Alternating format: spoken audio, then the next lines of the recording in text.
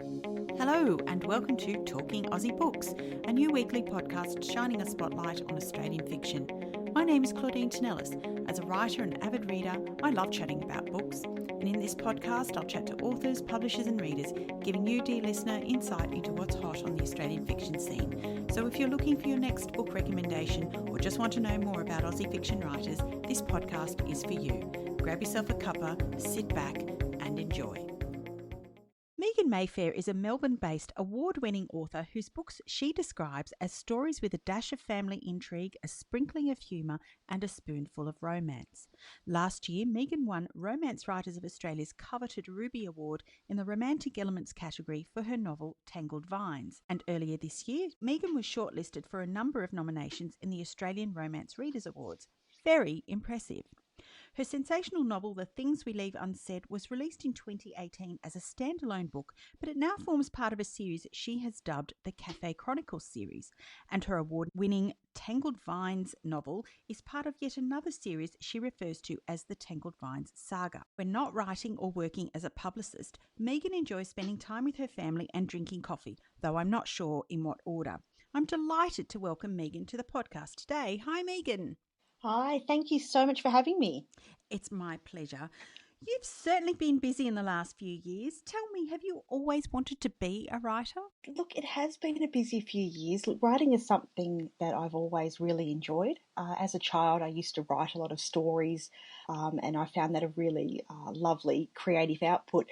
I think that probably by the time I was sort of 17 or 18, I started to think more about university and career and those sorts of things, and that sort of dried up a little bit. I continue to love to read. I've always been a big reader, but it wasn't until probably a couple of years ago that I was at a book launch for a friend of mine, and I was just so inspired by her achievements and thought, look, maybe this is something that I need to sort of move from the bucket list actually onto the to-do list and to see whether it's something that I would like to do more of. So I set myself a challenge for a year to see if I could write a manuscript and I guess at the end of it see what I'd learned, whether it was something I wanted to continue to do, whether it was something that I could actually finish, whether it was something that I enjoyed, and then take it from there. So that's sort of my background in writing. Fantastic. I recently finished reading The Things We Leave Unsaid, which, as I mentioned in my introduction, is the first novel in your Chronicles series, and I just loved it. I fell in love with Tessa and Claire, two very different characters, both flawed but strong and lovable in their own ways. So now I'm keen to move on to the other books in the series, if I can get on top of my crazy book pile in the next little while, that is to say. So tell me, what inspired this story? The character of Tessa came to me very suddenly and very fully formed. I really felt that she was just someone whose story had to be told. As you said, she's very flawed, but she's very strong, she's very successful, she's very determined, and I love her sort of sass. She's a little bit more outgoing than I am. So I guess in a little way, she's a little bit of almost an alter ego that I would love to be when I grow up, maybe. And then Claire, her story was something as well that just sort of came to me. I read a newspaper article once talking about that before the days of as much identification as we have now, that it was much easier for people to hide their past or assume a different lifestyle. And I think that was something that I felt was important to have a look at and sort of tell through Claire's story. So the two stories sort of converged in that way, and I think both talk a lot about family and the relationships that we have with people that we choose, but also the relationships we have with our family that we're born into, and we don't choose that, and how that they may impact on the relationships we choose, the friendships we have, and the sorts of things we want in our life. Yeah, absolutely. So for those who haven't read it yet, can you tell me a little bit more about the story and perhaps where some of your other Chronicles series books fit in? Yeah. So I think The Things We Leave Unsaid starts with Tessa, and she runs a cafe in Melbourne. She's very ambitious. She's come from a family of people who have been involved in food and hospitality. And for her, it's a real driving passion. She sees really her life through food in many ways. She's had a bit of a traumatic past. Her mother is very unwell with early onset Alzheimer's. and her father had previously left the family and gone overseas. So she'd sort of been stuck with trying to forge her own future, but also with a really troubling situation with her mother and requiring a lot of care, which is something that a lot of people have to deal with now in terms of looking after loved ones with conditions such as Alzheimer's. So that's sort of where her story starts off, and at that point she hires a new team member who is Claire, and she's recently moved to Melbourne from Hobart with her new husband, and they're looking to set up a family and set up a life in Melbourne, but things don't quite go to plan. She's having a little bit of trouble settling in, particularly with her husband's quite loud and obnoxious family, and finding her own way through that in terms of that move and looking at what she wants to achieve as well. So even though they are quite different characters, they do become very firm friends and sort of help each other realise some of the things that might be important in their lives. And so where do the other books pick up on Tessa and Claire's story? There's a prequel novella, The Things We Always Wanted, and that chronicles how Claire met her husband Pete, and that's a little 20,000 words sort of little snack size book that just sort of talks about their relationship. After The Things We Leave Unsaid, we move into The Things We Never Knew, and this takes off with Michelle Fitzgerald, who's Pete's sister.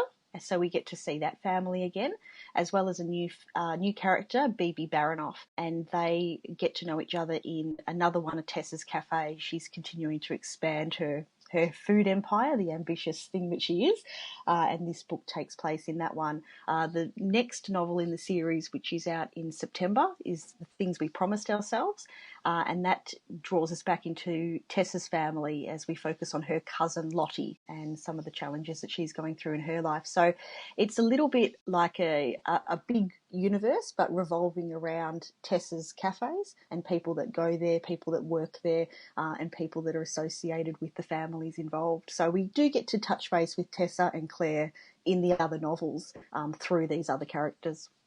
Yeah, that's fantastic. I love it when that happens. And this is what is referred to as Easter eggs in other books. And I love reading about characters that I've grown attached to in other books and seeing them from a different point of view or in a different situation.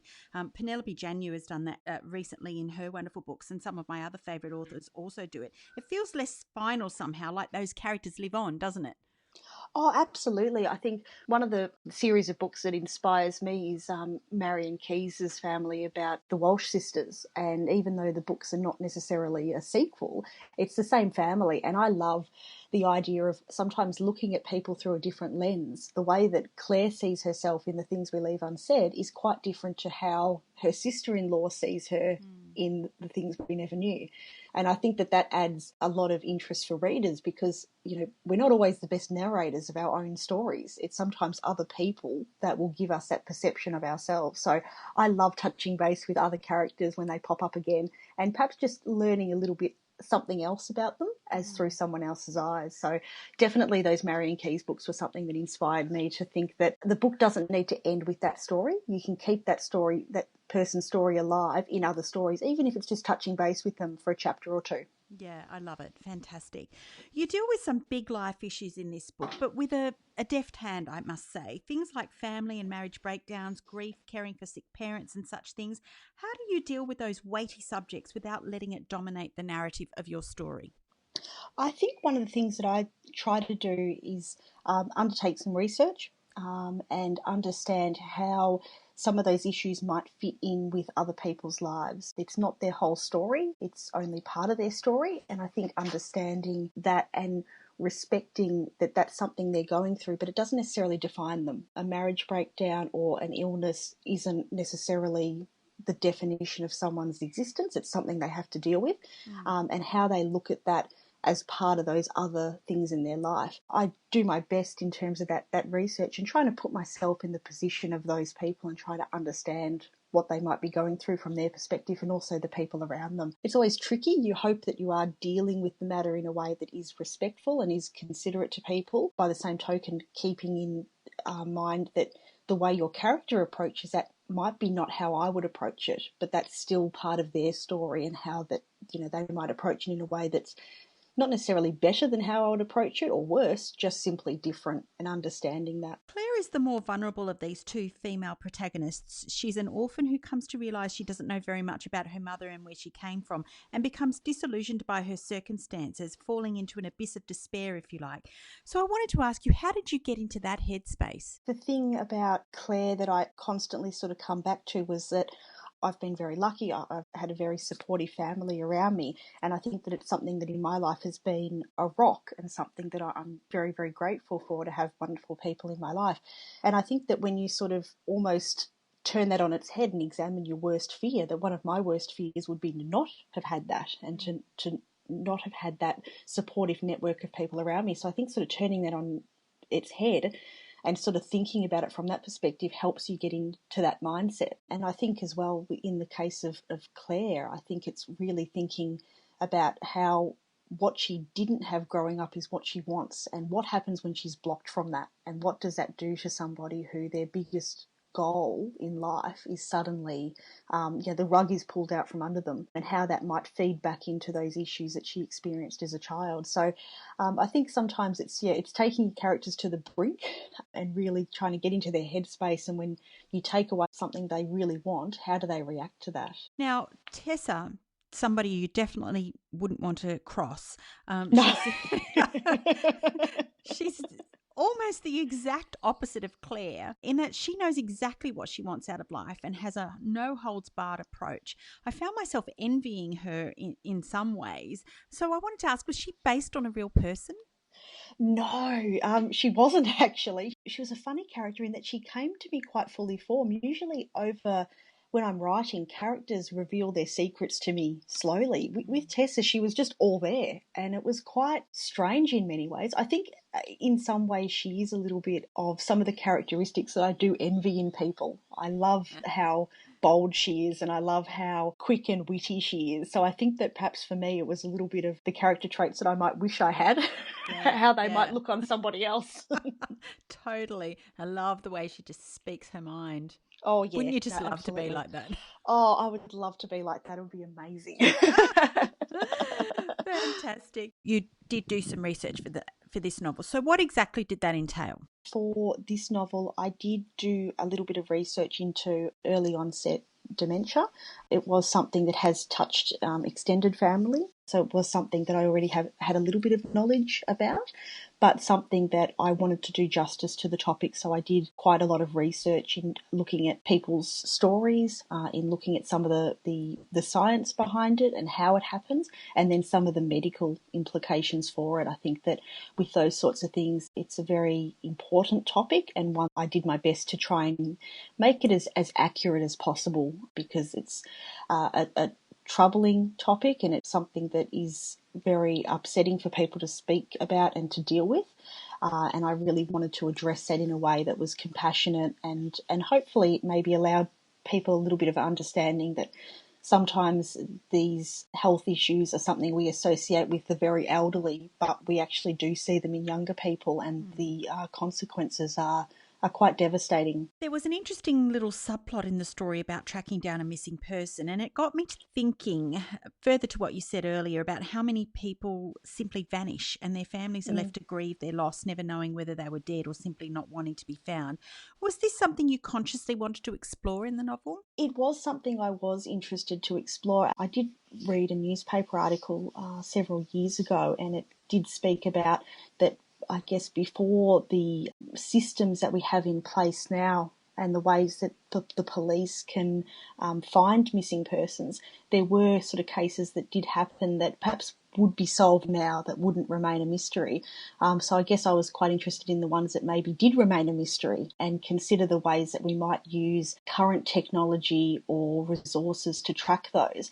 I'm very interested in family history, and many years ago my Mum started to do her family history before I was born, and she hit a few roadblocks with it. But when we went back to it sort of about 10 years ago, we found that the amount of records now that are available online, web search functionality, things that the State Library, for example, now have on sort of public that you can access, we found that we were able to actually overcome those roadblocks. So I think I was sort of quite interested in the whole idea of research and how it might change over time with the addition of new resources and new technologies. Would you say that your career in PR has helped you in your journey to becoming a writer?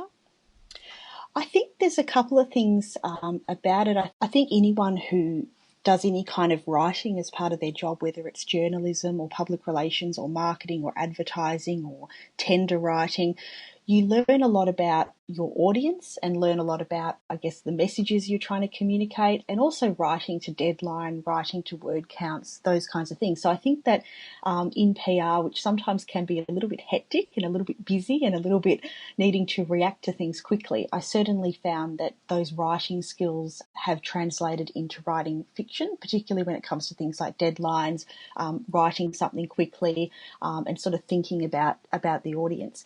So I think that some of the writing skills definitely. In terms of some of the promotional aspects, I think writing books these days, you need to be quite adept at some of the marketing and advertising to get your books out there and to get them noticed.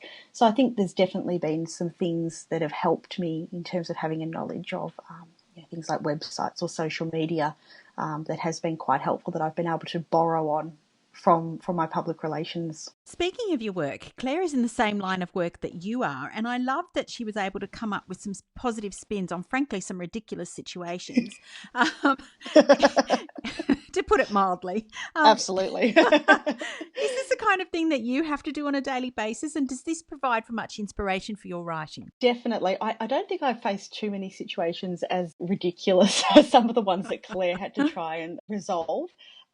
But certainly Claire and I did do the same job for a while in being a media liaison for a university. So certainly dealing with interesting interview requests that come through to seek different experts on different topics, and promoting a very wide range of information out to the public on research and education is quite an interesting form of PR.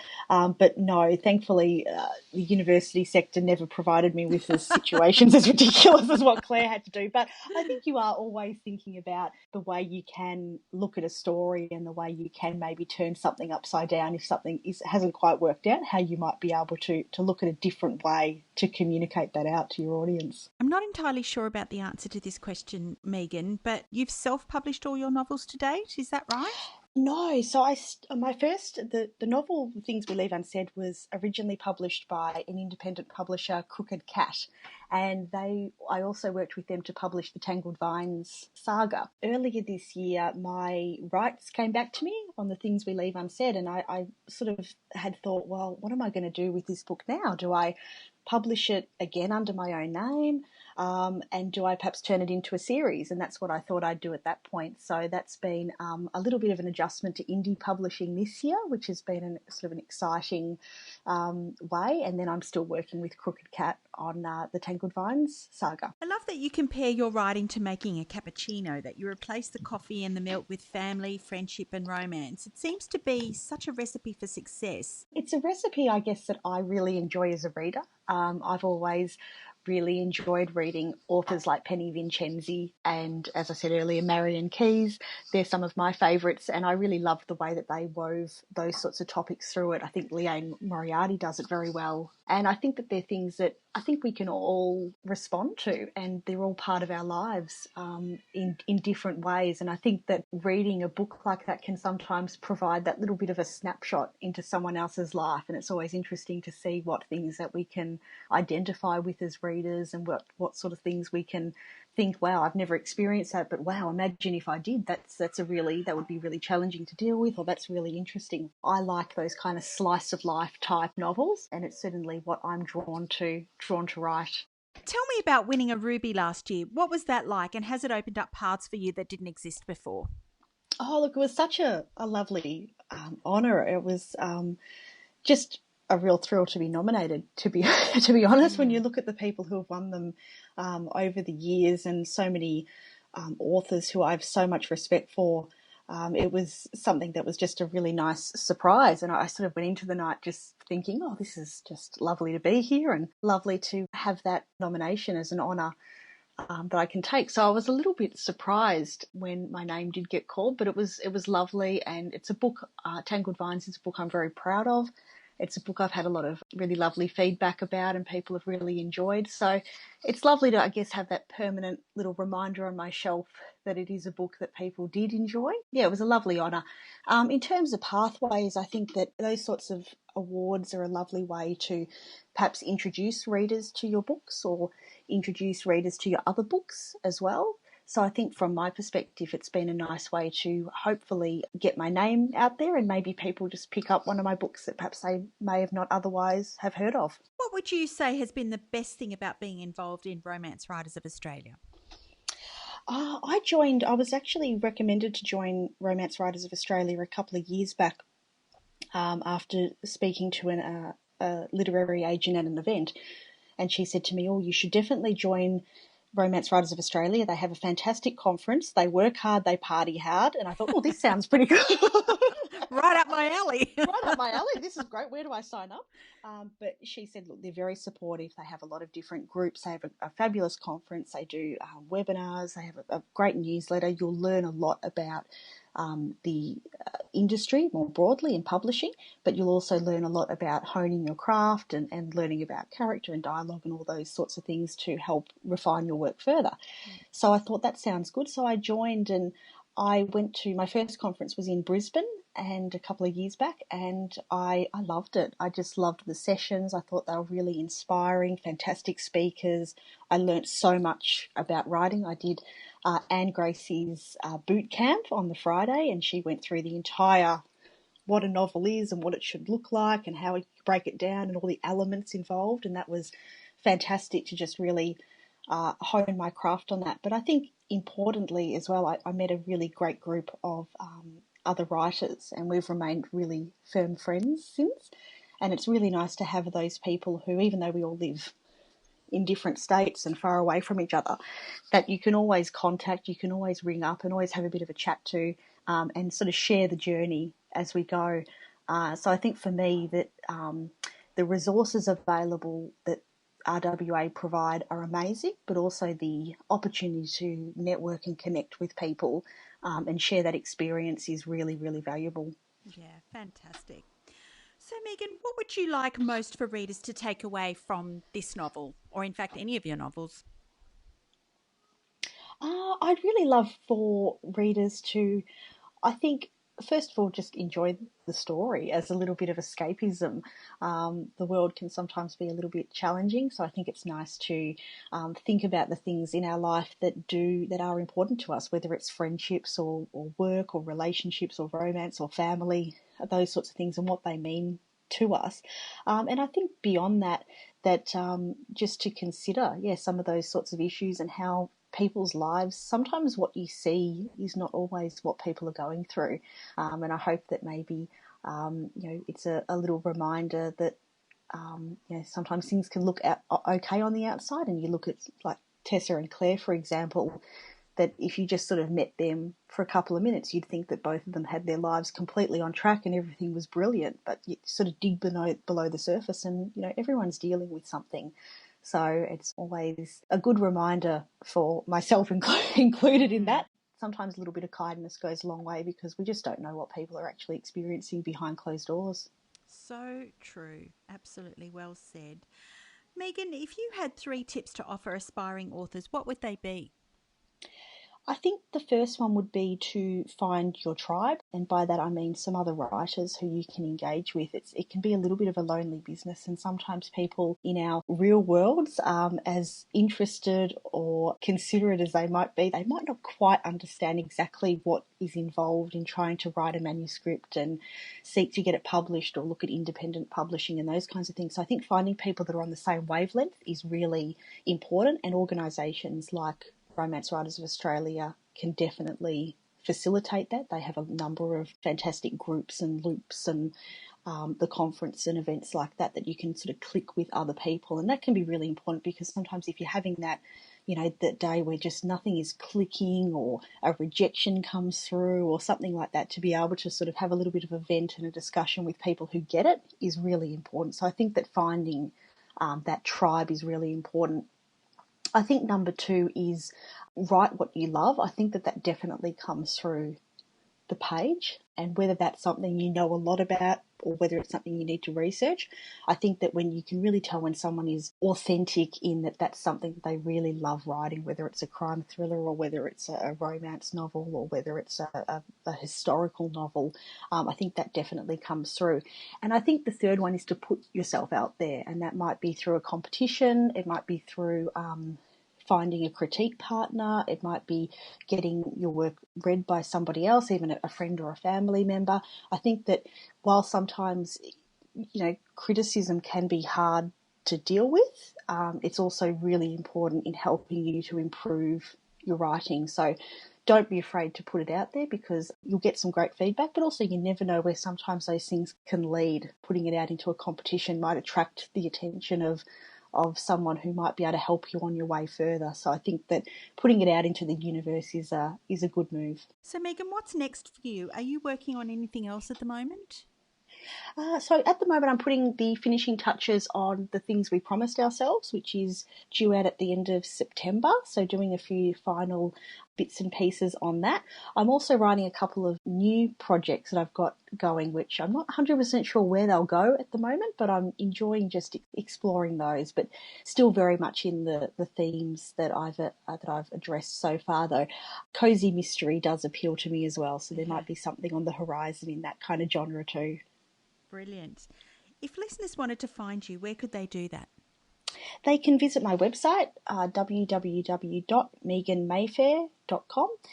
They can find a little bit about myself and my books there, as well as all my social media links. And feel free to follow me on Facebook or Twitter or Instagram. Always happy to have a bit of a chat there, and subscribe to my newsletter as well via my website. It's a really nice way I like to keep in touch with my readers and let them know what I'm working on, what's coming up. So I often will promote other books that I've read and enjoyed, and like just generally talking books in those forums too. Brilliant. Megan, I'm delighted to have discovered you and your books. Thank you so much for joining me on Talking Aussie Books. Thank you so much for having me. It was lovely to chat. Well, that's a wrap, folks. If you enjoyed this podcast, please leave a review on iTunes or drop me a line via my Instagram at Claudine Tinellis or on my webpage claudinetинellis.com. Thanks for listening. Until next time, happy reading.